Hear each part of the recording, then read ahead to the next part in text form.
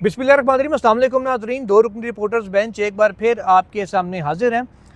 नाज़रीन, 26वीं आइनी तरमीम जूँ जूँ उसके लगने के दिन करीब आ रहे हैं, वैसे वैसे ही दरख्वास्तों में भी इजाफा होता जा रहा है। अब सुप्रीम कोर्ट बार एसोसिएशन, जो बार एसोसिएशन में सबसे बड़ी बार है मुल्क की, उसके ऊपर पाकिस्तान बार काउंसिल है जो पूरे मुल्क की कह लें कि मदर बॉडी है वकला की।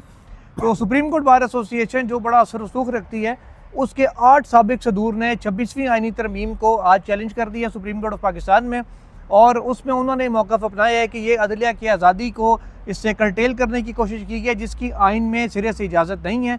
साथ ही साथ उन्होंने ये भी कहा कि जो अदलिया की आज़ादी और आइन के जो कहा क्या, उससे पहले जरा नाम बताने लोगों को जरूरी है कि इसमें कौन कौन शामिल है। ये मेरी नजर में सबसे वजनी दरखास्त है। पहले नाम सुनिए जी, आबिद हसन मिंटो, मतलब एक ऐसा नाम जिसको हर जगह रिस्पेक्ट की जाती है। बिल्कुल। दूसरा नाम हैरान कुन मोहम्मद अकरम शेख, जो नवाज शरीफ वगैरह के मुख्तलिफ लोगों के वकील थे। जी जी। सारे नाम बताने से पहले एक और हैरान कुन नाम बताऊँ, अमानुल्लाह किंद्रानी, जो वकील कत्ल केस में इमरान खान के खिलाफ वकील। जी जी। ठीक है, ये मतलब को ये मैं डिसएसोसिएट कर रहा हूँ पीटीआई को उनसे पहले, कि ये अगर कोई इमरान खान के मुखालिफ थे। ठीक है, इमरान खान के मुखालिफिन, इमरान खान के और जहांगीर तरीन की नाअहली केस जो था हनीफ अब्बासी ने किया था, उसमें अकरम शेख साहब वकील थे नून लीग के। जी जी। अच्छा, फिर हामिद खान साहब खुद हैं, पीटीआई से हो गए। काजी मोहम्मद अनवर है, ठीक है, ठीक है। मुनीर मलिक हैं, वकला तहरीक, काजी साहब के वकील, काजी फैजी साहब के। जी, मुनीर मलिक। आबिद जुबैरी, चलो इनकी पीटीआई की तरफ एक रुझान है। अली अहमद कुर्द, अगेन वकला तहरीक। ये 8 नाम हैं जो अब इस पर आ रहे हैं, और वो कह रहे हैं जी कि ये आइनी तरमीम जो है बाकी नहीं रह सकती, इसको कलदम करार दिया जाए। और न सिर्फ कलदम करार दिया जाए, ये एक ना एक दिन होनी है कलदम। तो इसके नतीजे में जो आप इकदाम कर रहे हैं, जैसे कि कल एक इकदाम होने जा रहा है, रूल्स फाइनल हो रहे हैं जजेस को अपॉइंट करने के लिए, वो कहते हैं रुक जाइए, सब ऑपरेशन सस्पेंड कीजिए, बिल्कुल, और पहले इस तरमीम का इलाज कीजिए। अब जबकि वैसे वो कहते हैं कि आपने क्या ही दिया कि हमने दूसरे हफ्ते में लगानी है, तो जहाँ इतना वेट किया थोड़ा सा और वेट कर लें, बजाय इसके कि सुहेल साहब 31 जुलाई 2009 वाला काम हो। 31 जुलाई 2009 वाला काम नाजरीन ये है कि इफ्तिखार चौधरी साहब जब बहाल हुए थे, तो उन्होंने फुल कोर्ट ने एक फ़ैसला दिया था सुप्रीम कोर्ट ने, जिसमें उन्होंने पीसीओ जजेस और इस्लामाबाद हाई कोर्ट उस दौर में बनी थी, उन सबको कलअदम करार दे दिया था, और कहा था कि वो जो लोग हैं वो जजेस नहीं थे। अब्दुल हमीद डोगर को चीफ जस्टिस कहा, वो कभी थे ही नहीं, वो इलीगल थे, इसलिए उनको चीफ जस्टिस तस्वर नहीं किया जा सकता। और इनके तमाम जो फैसले थे, अदालती फैसले, उनको प्रोटेक्शन दी गई।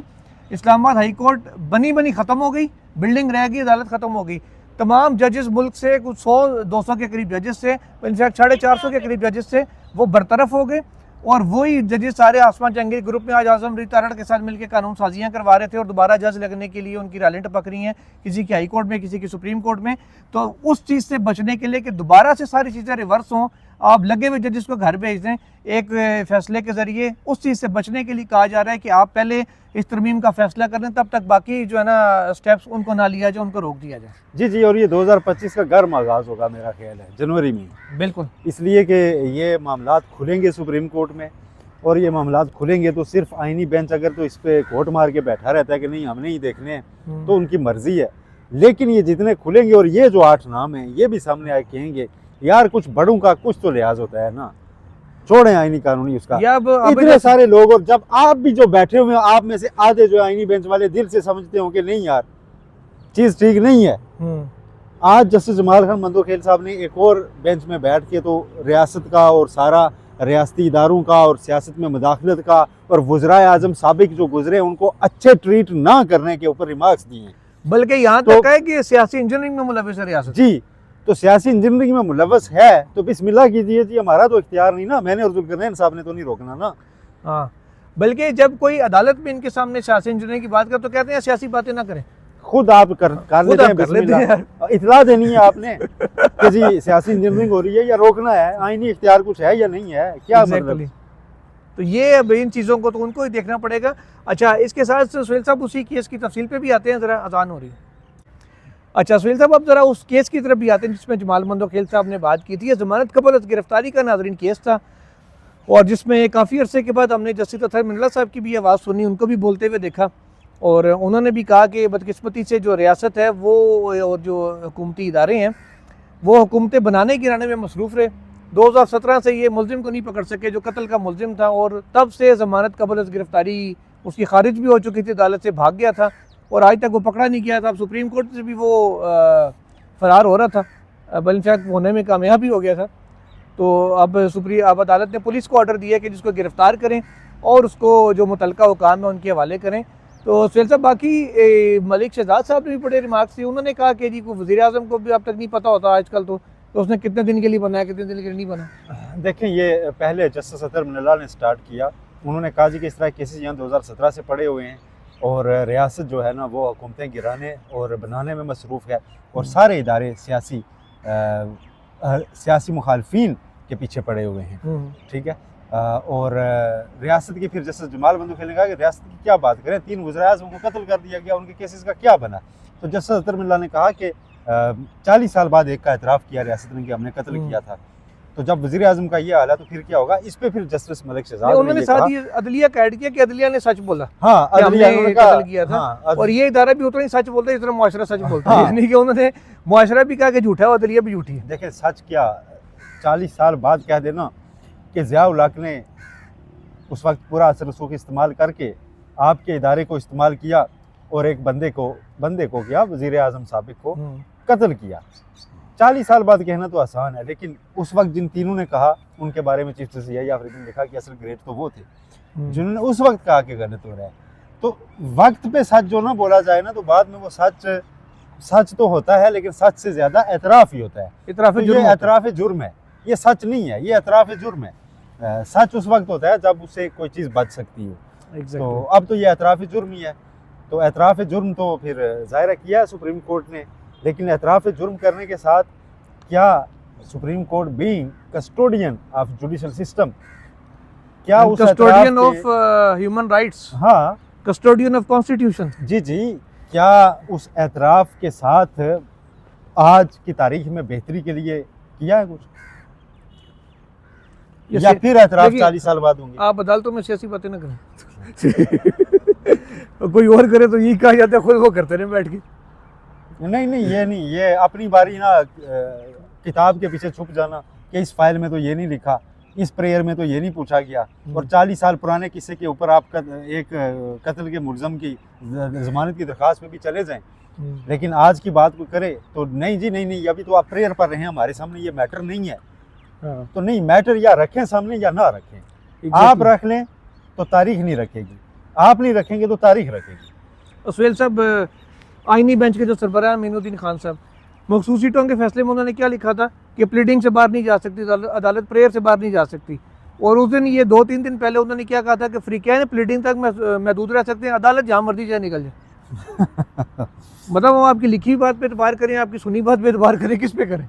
बस मौके की मुनासबत से अपने मौका फ़कर बदलने हैं अदलिया ने, तो फिर उनको मौका परस्ती हुए ना। फिर तो देखिए, इनका एक सिस्टम ऐसा होना चाहिए कि एक बार जो एतराफ़ हो गया ना, जैसे अगर जुल्फ़िकार अली भुट्टो का आपने एतराफ़ कर लिया है ना, तो उसका अवाम को फ़ायदा ये है कि रिपीट ना हो। यस, असल तो चीज़ यही है कि आपने तयन कर लिया कि हमारी गलती थी, अब दोबारा ऐसी गलती हमने नहीं दोहरानी। हाँ, आप एतराफ़ आज करें ना कि आज आपके लोअर कोर्ट्स में जजेस मतीउल्लाह जान पर मनशियात का केस डलता है और उसका रिमांड दे देते हैं और जज को पता होता है गलत दे रहा हूँ।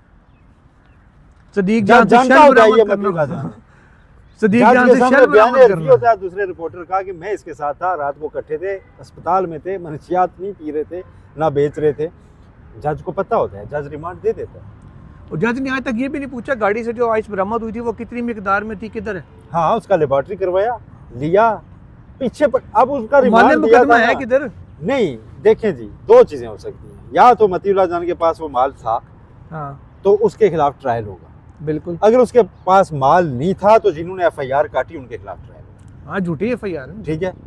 तो एक तरफ की चीज को छोड़ देना, दूसरी को पकड़ लेना, इससे मुल्क आगे नहीं बढ़ सकता माय लॉर्ड्स। वैसे ये हमें भी सोचने की जरूरत है सुहेल साहब, हम भी खाली बेल होने पे मतीउल्लाह जान की खुश हो जाते हैं, बाहर आगे, असल केस तो अभी तक पेंडिंग है। एक तफ्तीशी वहाँ खड़ा होके कह रहा था कि मैंने पकड़ा है, तलवार तो मुस्तकिल सर पे लटक रही है। हाँ, एक तफ्तीशी वहाँ खड़ा होके कह रहा था कि जी मैंने पकड़ा है। हाँ, छोड़ें यार, राना सनाउल्लाह पे मनशियात का केस डाल के नेशनल टीवी पे बैठ के प्रेस कॉन्फ्रेंस करने वाला बंदा कि यस हमने पकड़ा है, ये बिल्कुल ट्रू केस है, उसका नाम जज हाई कोर्ट लगने की फहरिस्त में आया हुआ है और वो लगेगा। आज केस बनाने वाले भी मुकर गए हुए हैं, पिटकी वाले कहते हैं गलत था, लेकिन वो हाई कोर्ट में लगे। रिसेंटली मैं आपको बताता हूँ, एक तोशा खाना का केस चला, उसमें जज ने सजा दे दी। सजा दिलवाने नैब गया था, दिलवाने इमरान खान को गया था। इमरान खान ने हाईकोर्ट आए कहा सजा गलत दिया जज ने, नैब ने भी आए कहा जज ने सजा गलत दी है। जज कहाँ खड़ा है इसमें?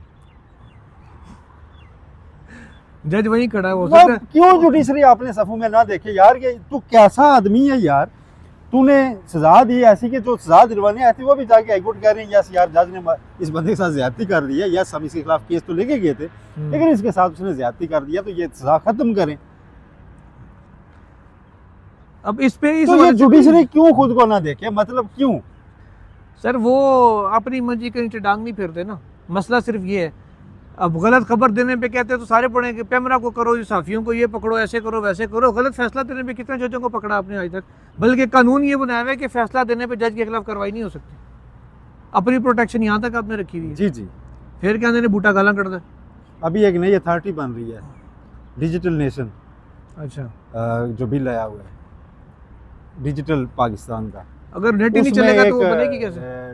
नई अथॉरिटी कायम होगी, ठीक है, जो आपका सारा डाटा एक जगह पे करेगी, और उसके बिल में भी लिखा हुआ है कि उसको इतनी प्रोटेक्शन हासिल है कि उसका कोई भी काम जो है ना गुड फेथ में कंसिडर होगा, और वो गलत साबित हो जाने पे भी उनके खिलाफ कार्रवाई नहीं हो सकेगी। उनके किसी फैसले को आप अदालत या किसी ट्राइब्यूनल भी चैलेंज नहीं कर सकेंगे।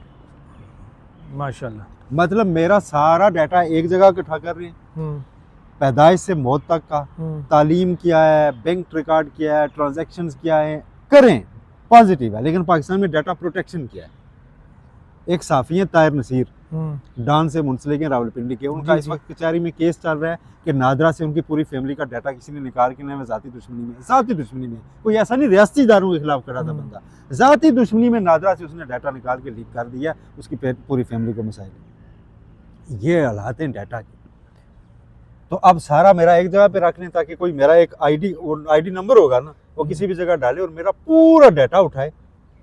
यस कि जी ये इसका फेसबुक अकाउंट क्या है, इसका हेल्थ रिकॉर्ड क्या है, ठीक है जी। वो बड़े आराम से आपके बैंक अकाउंट हैक हो सकते हैं इससे। हाँ। उन्होंने बैंक वाले ने क्या नाम पूछना, आपका वालदा का नाम पूछना है, जाए पैदाइश पूछनी है। अगर किसी को पता हो तो वो सोहेल रशीद बन के आराम से हेल्पलाइन पे कॉल कर सकता है।